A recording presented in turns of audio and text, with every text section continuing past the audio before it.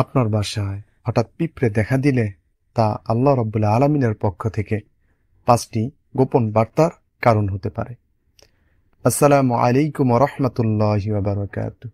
প্রিয় ভাই ও বোন, কখনো কি আপনার মনে হয়েছে এত ক্ষুদ্র একটি প্রাণী যেমন পিঁপড়ে কিভাবে আমাদের জীবনে আল্লাহ রাব্বুল আলামিনের পক্ষ থেকে বার্তা বহন করতে পারে?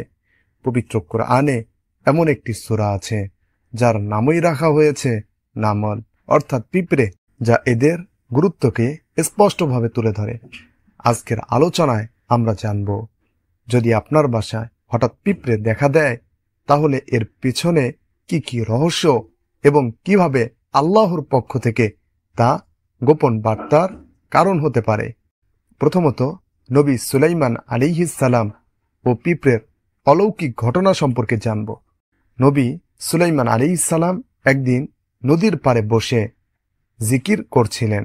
হঠাৎ তিনি লক্ষ্য করলেন একটি পিঁপড়ে অতি সামান্য খাবার মুখে নিয়ে নদীর পাড়ে গিয়ে একটি ব্যাঙের মুখে ঢুকে পড়ল। ব্যাঙটি পানির নিচে চলে গেল এবং কিছুক্ষণ পর উপরে উঠে আবার পিঁপড়েটিকে ছেড়ে দিল, কিন্তু এবার তার মুখে আর ওই খাবার ছিল না। নবী সুলাইমান আলাইহিস সালাম ঘটনাটি দেখে বিস্মিত হয়ে গেলেন। পিঁপড়েকে জিজ্ঞেস করলেন, তুমি কি করছিলে? পিঁপড়ে উত্তর দিল, নদীর তলদেশে একটি পাথরের নিচে এমন একটি কৃমি বসবাস করে যে নিজের খাবার নিজে সংগ্রহ করতে পারে না। আল্লাহ রাব্বুল আলামিন আমাকে নিয়োজিত করেছেন প্রতিদিন তাকে খাবার পৌঁছে দেওয়ার জন্য, আর ব্যাঙটিকে আমাকে সেখানে পৌঁছে দেওয়ার দায়িত্ব দেওয়া হয়েছে। সুলাইমান আলাইহিস সালাম আবার বললেন, কৃমিটি যখন খাবার খায়, খাওয়া শেষ হলে সে কি কিছু বলে?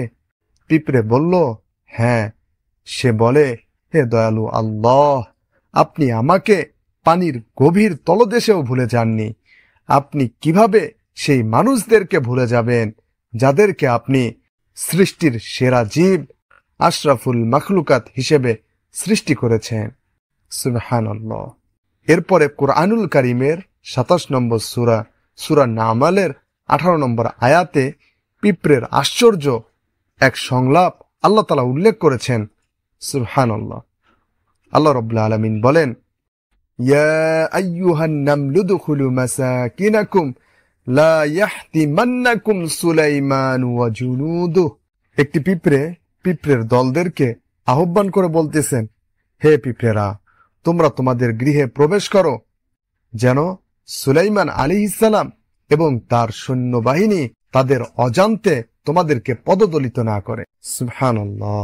এই সংলাপটি সুলাইমান আলাইহিস সালাম শুনতে পান, কেননা আল্লাহ রাব্বুল আলামিন সুলাইমান আলাইহিস সালামকে এমন মুজিজা দিয়েছিলেন যার দ্বারা তিনি দুনিয়ার সমস্ত মাখলুকের ভাষা বুঝতে পারতেন। সুবহানাল্লাহ। তিনি যখন এই সংলাপ শুনলেন, তিনি হাসলেন এবং দোয়া করলেন, রব্বি আউজিআনি আন আশকুরা নি'মাতাক। হে আমার রব, আমাকে তোমার নিয়ামত সমূহের শুকর গুজার বানিয়ে দাও। সুবহানাল্লাহ। এরপরে আমরা জানব পিঁপড়ে আপনার বাড়িতে দেখা দিলে যে 5টি গোপন ইশারা বহন করে তা সম্পর্কে। প্রথমত, রিজকের আগমন। যে ঘরে পিঁপড়ে বারবার দেখা যায় তা অনেক সময় রিজিক প্রবেশের ইঙ্গিত দেয়, কারণ পিঁপড়ে সেই স্থানে বেশি আসে যেখানে খাদ্য বা রিজকের সুবাস থাকে। ইসলামী দৃষ্টিকোণ থেকে এটি বরকতের প্রতীক। দ্বিতীয়ত, অর্থ ফেরত আসা বা হঠাৎ মুনাফা লাভ হওয়ার আশঙ্কা। যদি পিঁপড়ে দেখা যায় চাউল, চিনি বা শুকনো খাবারের পাত্রে, তা হতে পারে পুরনো পাওনা ফেরত আসার বা অপ্রত্যাশিত অর্থ লাভের ইঙ্গিত। এটি একটি সুসংবাদও হতে পারে আপনার জন্য। তৃতীয়ত, মূল্যবান কিছু পাওয়া। যদি পিঁপড়ে দেখা যায় গহনার বাক্সে বা গুরুত্বপূর্ণ ফাইলপত্রের আশেপাশে, অনেকে বলেন এটি অলংকার বা মূল্যবান কিছু প্রাপ্তির পূর্বাভাস দিতে পারে।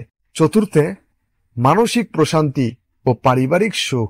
পিঁপড়ে যদি দেখা যায় ঘরের উত্তর পাশে, ইসলামিক ও লোকজ দৃষ্টিকোণ থেকে এটি ঘরে প্রশান্তি, দাম্পত্য সুখ এবং মানসিক স্বস্তির ইঙ্গিত বহন করে।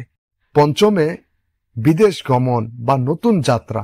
পিঁপড়ে যদি ঘরের পশ্চিম পাশে ঘোরাঘুরি করে, অনেকে বিশ্বাস করেন এটি বিদেশ যাত্রা, হিজরত বা জীবনের নতুন অধ্যায় শুরু হওয়ার ইঙ্গিত বহন করে। মোট এই 5টি ইঙ্গিত আপনার বাড়িতে পিঁপড়ে আসলে দেখা দিতে পারে। এরপর জানব কেন পিঁপড়েকে হত্যা করা উচিত নয়। রাসূলুল্লাহ সাল্লাল্লাহু আলাইহি ওয়াসাল্লাম বলেছেন, 4টি প্রাণীকে বিনা কারণে হত্যা করা নিষিদ্ধ। এর মধ্যে পিঁপড়েও একটি। তারা সবসময় আল্লাহর জিকিরে লিপ্ত থাকে, সুবহানাল্লাহ। যদি তারা কোনো ক্ষতি না করে তাহলে তাদেরকে হত্যা করা যাবে না, তাদেরকে শান্তিপূর্ণভাবে দূরে সরিয়ে দিতে হবে। এরপর জানব পিঁপড়ের দোয়া ও বৃষ্টির একটি ঘটনা। একবার সুলাইমান আলাইহিস সালাম তার অনুসারীদেরকে নিয়ে বৃষ্টির জন্য দোয়া করতে যাচ্ছিলেন। পথিমধ্যে একটি পিঁপড়েকে দেখতে পেলেন। সে তার 2 হাত উঠিয়ে বলছেন, হে আল্লাহ, আপনি যদি বৃষ্টি না দেন আমরা পিপাসায় মরব, আপনি ছাড়া আমাদের আর কোনো উপায় নেই। সুলাইমান আলাইহিস সালাম তখন তার অনুসারীদেরকে বললেন, ফিরে চলো, কারণ এই পিঁপড়ের দোয়াই আল্লাহ রাব্বুল আলামিন কবুল করে নিয়েছেন। সুবহানাল্লাহ। পরিশেষে পিঁপড়ে আমাদেরকে শেখায় নিয়ম, পরিশ্রম, ধৈর্য এবং তাওয়াক্কুল। এই ক্ষুদ্র প্রাণীটি প্রমাণ করে আল্লাহর সৃষ্টি যত ছোটই হোক না কেন তাতে বড় শিক্ষার বার্তা রয়েছে। হে প্রিয় ভাই ও বোনেরা, আমাদের উচিত এই বার্তাগুলো হৃদয়ে ধারণ করা এবং আল্লাহর প্রতি আমাদের আস্থা ও সম্পর্ক আরো দৃঢ় করা। চলুন আমরা এই দোয়া করি, হে আল্লাহ, আমাদের অন্তরগুলো আপনার দিকে ফিরিয়ে দিন, আমাদের ঘরগুলো বরকত ও রিজকে পূর্ণ করুন এবং আমাদেরকে ঈমানদার বান্দা হিসেবে কবুল করুন। আমিন। ভিডিওটি ভালো লাগলে লাইক দিন, শেয়ার করুন এবং ইসলামিক বার্তাগুলো ছড়িয়ে দিন। চ্যানেলটি সাবস্ক্রাইব করুন। জাযাকাল্লাহু খাইরান।